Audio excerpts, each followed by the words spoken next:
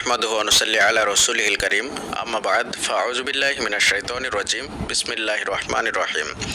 অসম্ভব দোয়াকে সম্ভব করতে চাইলে এই আমলটি করবেন।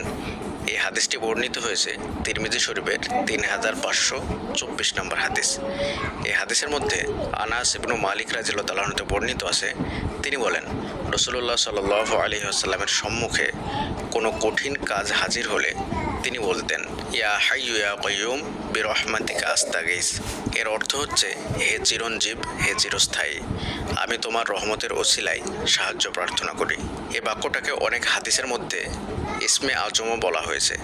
এমনকি আপনি সূরা আল ইমরানের প্রথম আয়াতের মধ্যেই এই দুটো বাক্যকে পেয়ে যাবেন, এবং এই দুটো বাক্য হচ্ছে আল্লাহ সুবহানাহু ওয়া তাআলার নাম, যার কারণেই এই দুটো বাক্যকে বলা হয়েছে ইসমে আজম।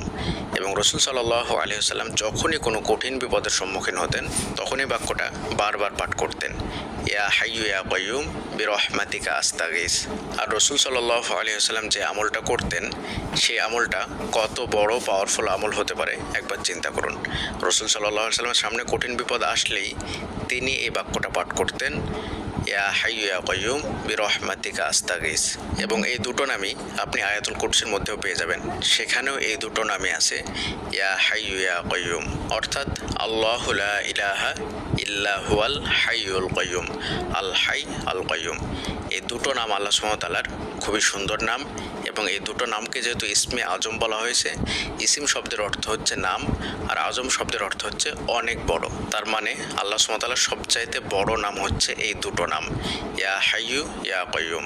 আল্লাহ সুবহানাহু ওয়া তাআলা হচ্ছেন চিরঞ্জীব এবং চিরস্থায়ী। আর এটা দ্বারা রাসূল সাল্লাল্লাহু আলাইহি ওয়াসাল্লাম বলতেন, ইয়া হাইয়ু ইয়া কাইয়ুম বিরহমাতিকা আস্তাগীস, আমি তোমার রহমতের ওসিলায় তোমার কাছে সাহায্য প্রার্থনা করি। খুব সুন্দর বাক্য। যখনই আল্লাহর কাছে আমরা দোয়া করব, তখনই আল্লাহ সুবহানাহু ওয়া তাআলার একত্ববাদের ওসিলা দিব, এবং তার সঙ্গে আল্লাহ সুবহানাহু ওয়া তাআলার রহমতের ওসিলা দিব। কারণ আল্লাহ সুবহানাহু ওয়া তাআলার রহমত হচ্ছে সবচাইতে বেশি। তিনি 100 ভাগ রহমতের মধ্যে 1 ভাগ রহমত সারা পৃথিবীর সমস্ত জীবজন্তুর মধ্যে দিয়ে দিয়েছেন, প্রাণীকুলের মধ্যে দিয়ে দিয়েছেন, আর বাকি 99 ভাগ তিনার কাছে রেখে দিয়েছেন। তাহলে চিন্তা করুন, তিনার রহমত, তিনার দয়া, তিনার ভালোবাসা কত বেশি।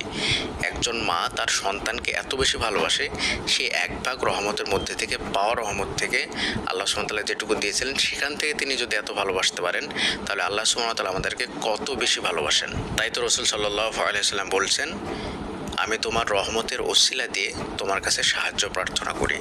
আপনি যখন দোয়া করবেন তখন দোয়ার মধ্যে এই শব্দটা বারবার ব্যবহার করবেন, এবং যখন কঠিন পরিস্থিতি আসবে তখন আপনি এই দোয়াটা বারবার পড়বেন, ইয়া হাইয়ু ইয়া কাইয়ুম বিরহমাতিকা আস্তাগীস। আল্লাহ সুবহানাহু ওয়া তাআলা আমাদের সকলকে এই দোয়াটার প্রতি বেশি বেশি করে আমল করার তৌফিক দান করুন, আমিন।